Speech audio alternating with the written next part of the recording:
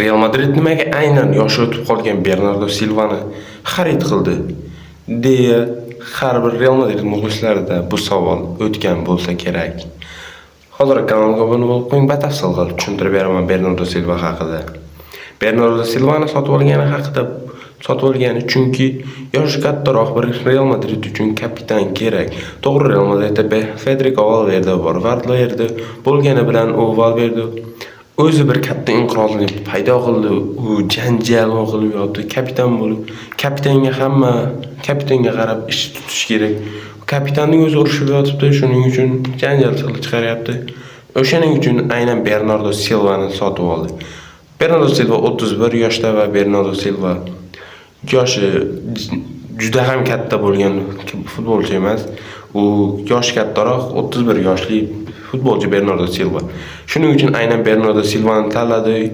Real Madridga shunaqangi kamtarin yoshroq kapitan kerak.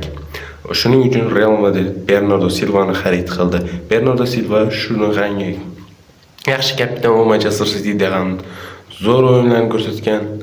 To'g'ri, hozir unchalik yaxshi o'yin ko'rsatmayotgan bo'lishi mumkin, lekin endi Real Madridga keldi. Normal o'yin ko'rsatsa ham kerak Bernardo Silva. Real Madridga bu aynan kapitan bo'lish uchun sotib oldi. Kapitan yaxshiroq bir o'rnak bo'ladigan futbolchilarga. Real Madridda hozir Dani Carvajal bor edi. Yoshi juda ham katta bo'lgani uchun Dani Carvajalni sotib oldi. O'shaning uchun yangi kapitan sifatida Bernardo Silvani xarid qildi.